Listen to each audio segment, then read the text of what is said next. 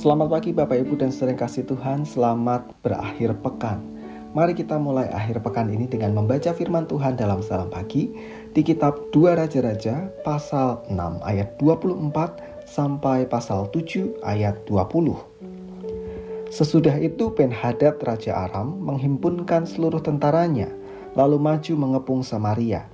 Maka terjadilah kelaparan hebat di Samaria selama mereka mengepungnya, sehingga sebuah kepala keledai berharga 80 shikal perak dan seperempat kaptahi merpati berharga 5 shikal perak. Suatu kali ketika Raja Israel berjalan di atas tembok, datanglah seorang perempuan mengadukan halnya kepada raja sambil berseru, "Tolonglah ya tuanku raja." Jawabnya, "Jika Tuhan tidak menolong engkau, dengan apakah aku dapat menolong engkau? Dengan hasil pengirikankah atau hasil pemerasan anggur?" Kemudian bertanyalah raja kepadanya, "Ada apa?" Jawab perempuan itu, "Perempuan ini berkata kepadaku, 'Berilah anakmu laki-laki supaya kita makan dia pada hari ini, dan besok akan kita makan anakku laki-laki.' Jadi kami memasak anakku dan memakan dia. Tetapi ketika aku berkata kepadanya pada hari berikutnya, 'Berilah anakmu supaya kita makan dia,' maka perempuan ini menyembunyikan anaknya." Tatkala raja mendengar perkataan perempuan itu, dikoyakkannyalah pakaiannya, dan sedang ia berjalan di atas tembok, kelihatanlah kepada orang banyak bahwa ia memakai kain kapung pada kulit tubuhnya. Lalu berkatalah raja, "Beginilah kiranya Allah menghukum aku bahkan lebih daripada itu, jika masih tinggal kepala Elisa bin Safat di atas tubuhnya pada hari ini." Adapun Elisa duduk-duduk di rumahnya, dan para tua-tua duduk bersama-sama dia. Raja menyuruh seorang berjalan mendahuluinya, tetapi sebelum suruhan itu sampai kepada Elisa, Elisa sudah berkata kepada para tua-tua itu, "Tahukah kamu bahwa si pembunuh itu menyuruh orang untuk memenggal kepalaku? Awas-awaslah, apabila suruhan itu datang, segeralah tutup pintu dan tahanlah dia, supaya orang itu jangan masuk. Bukankah sudah kedengaran bunyi langkah tuannya di belakangnya?" Selagi ia berbicara dengan mereka, datanglah raja mendapatkan dia. Berkatalah raja kepadanya, "Sesungguhnya malapetaka ini adalah dari Tuhan. Mengapakah aku berharap kepada Tuhan lagi?" Lalu berkatalah Elisa, "Dengarlah firman Tuhan. Beginilah firman Tuhan. Besok kira-kira waktu ini sesukat tepung yang terbaik akan berharga seshikal, dan 2 sukat jelai akan berharga seshikal di pintu gerbang Samaria." Tetapi perwira yang menjadi ajudan raja menjawab abdi Allah, katanya, "Sekalipun Tuhan membuat tingkap-tingkap di langit, masakan hal itu mungkin terjadi?" Jawab abdi Allah, "Sesungguhnya engkau akan melihatnya dengan matamu sendiri, tetapi tidak akan makan apa-apa daripadanya." 4 orang yang sakit kusta ada di depan pintu gerbang. Berkatalah yang seorang kepada yang lain, "Mengapakah kita duduk-duduk di sini sampai mati? Jika kita berkata, 'Baiklah kita masuk ke kota,' padahal dalam kota ada kelaparan, kita akan mati di sana. Dan jika kita tinggal di sini, kita akan mati juga. Jadi sekarang marilah kita menyeberang ke perkemahan tentara Aram. Jika mereka membiarkan kita hidup, kita akan hidup. Dan jika mereka mematikan kita, kita akan mati." Lalu pada waktu senja bangkitlah mereka masuk ke tempat perkemahan orang Aram. Tetapi ketika mereka sampai di pinggir tempat perkemahan orang Aram itu, tampaklah tidak ada orang di sana.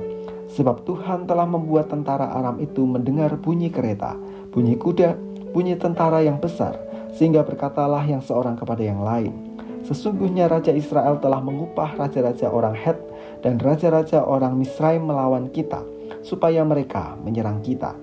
Karena itu bangkitlah mereka melarikan diri pada waktu senja dengan meninggalkan kemah dan kuda dan keledai mereka, serta tempat perkemahan itu. Dengan begitu saja mereka melarikan diri menyelamatkan nyawanya. Ketika orang-orang yang sakit kusta itu sampai ke pinggir tempat perkemahan, masuklah mereka ke dalam sebuah kemah, lalu makan dan minum. Sesudah itu mereka mengangkut dari sana emas dan perak dan pakaian. Kemudian pergilah mereka menyembunyikannya. Lalu datanglah mereka kembali, masuk ke dalam kemah yang lain dan mengangkut juga barang-barang dari sana. Kemudian pergilah mereka menyembunyikannya. Lalu berkatalah yang seorang kepada yang lain, "Tidak patut yang kita lakukan ini. Hari ini ialah hari kabar baik. Tetapi kita ini tinggal diam saja. Apabila kita menanti sampai terang pagi, maka hukuman akan menimpa kita.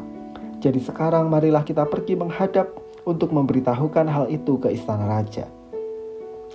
Mereka pergi lalu berseru kepada penunggu pintu gerbang kota dan menceritakan kepada orang-orang itu, katanya, "Kami sudah masuk ke tempat perkemahan orang Aram dan ternyata tidak ada orang di sana dan tidak ada suara manusia kedengaran, hanya ada kuda dan keledai tertambat dan kemah-kemah ditinggalkan dengan begitu saja."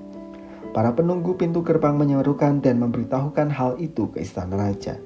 Sekalipun masih malam, raja bangun juga, lalu berkata kepada para pegawainya, "Baiklah, kuterangkan kepadamu apa maksud orang Aram itu terhadap kita. Mereka tahu bahwa kita ini menderita kelaparan, sebab itu mereka keluar dari tempat perkemahan untuk menyembunyikan diri di padang, sambil berpikir, apabila orang Israel keluar dari dalam kota, kita akan menangkap mereka hidup-hidup.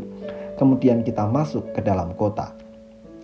Lalu salah seorang pegawainya menjawab, "Baiklah, kita ambil 5 ekor dari kuda yang masih tinggal di dalam kota ini. Tentulah keadaannya seperti seluruh khalayak ramai Israel yang sudah habis mati itu. Biarlah kita suruh saja orang pergi supaya kita lihat." Sesudah itu mereka mengambil 2 kereta kuda. Kemudian raja menyuruh mereka menyusul tentara Aram sambil berkata, "Pergilah melihatnya." Lalu pergilah mereka menyusul orang-orang itu sampai ke sungai Yordan. Dan tampaklah seluruh jalan itu penuh dengan pakaian dan perkakas yang dilemparkan oleh orang Aram pada waktu mereka lari terburu-buru. Kemudian pulanglah suruhan-suruhan itu dan menceritakan hal itu kepada raja. Maka keluarlah penduduk kota itu menjarah tempat perkemahan orang Aram. Karena itu sesukat tepung yang terbaik berharga sesikal dan 2 sukat jelai berharga sesikal, sesuai dengan firman Tuhan. Adapun raja telah menempatkan perwira yang menjadi ajudannya itu mengawasi pintu gerbang, tetapi rakyat menginjak-injak dia di depan pintu gerbang. Lalu ia mati sesuai dengan perkataan abdi Allah yang mengatakannya pada waktu raja datang mendapatkan dia. Dan terjadi juga seperti yang dikatakan abdi Allah itu kepada raja.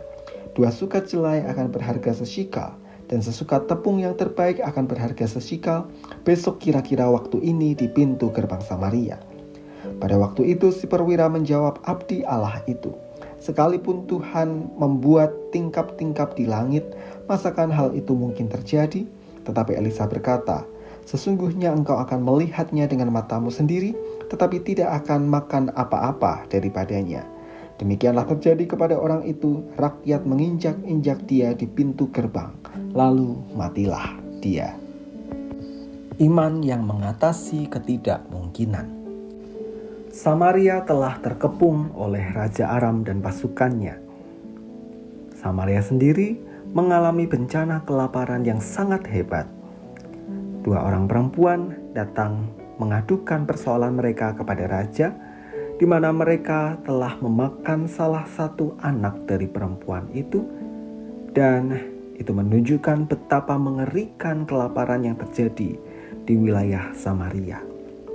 Raja yang prihatin atas terjadinya bencana ini bukannya menyadari akan kesalahannya atau perbuatan dosa yang ia lakukan dan bersama-sama dengan rakyat, tetapi justru ia datang menyalahkan Allah dan mencari Elisa untuk membunuh dia.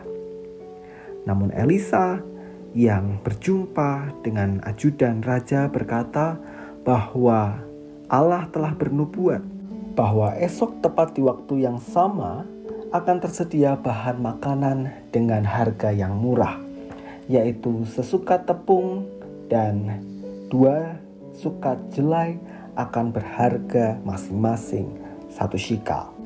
Mendengar perkataan Elisa, maka sang ajudan, sang utusan raja tidak mempercayainya.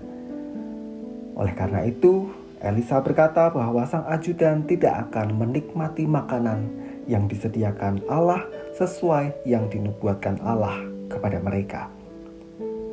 Dan melalui peristiwa yang tidak diduga, keempat orang yang mengalami sakit kusta justru membawa kabar sukacita bahwa tentara Aram telah meninggalkan perkemahan serta meninggalkan segala sesuatu di sana, di mana terdapat bahan-bahan makanan yang bisa dimanfaatkan untuk mengatasi bencana kelaparan.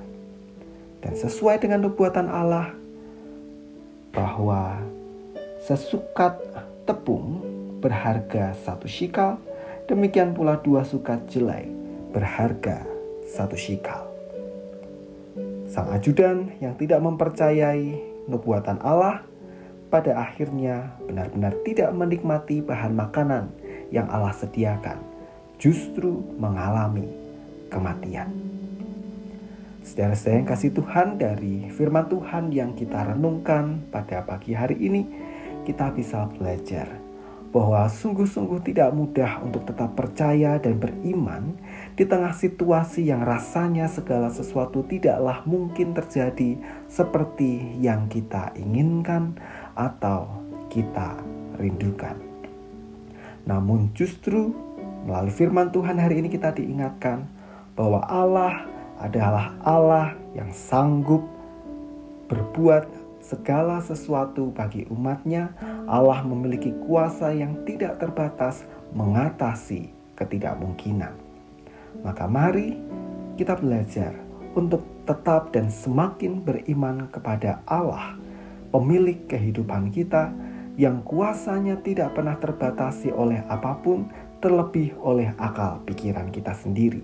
Dengan demikian, kita akan jalani hari demi hari dengan tetap berpengharapan kepada Allah meskipun situasi yang mengelilingi kita begitu berat dan rasanya segala sesuatu mustahil terjadi. Di dalam Allah tidak ada yang mustahil. Mari kita berdoa. Kami mengucap syukur bahwa firman Tuhan meneguhkan kami untuk tetap beriman kepada Tuhan yang memiliki kehidupan kami dan sanggup berperkara bagi setiap kami. Oleh karena itu ya Tuhan, tolong kami agar tetap setia kepadamu dan berpengharapan pada karya Tuhan. Kami menyerahkan aktivitas kami di akhir pekan ini. Mohon Tuhan memberkati dan menyertai setiap kami. Di dalam nama Tuhan kami Yesus Kristus kami berdoa dan mengucap syukur. Amin.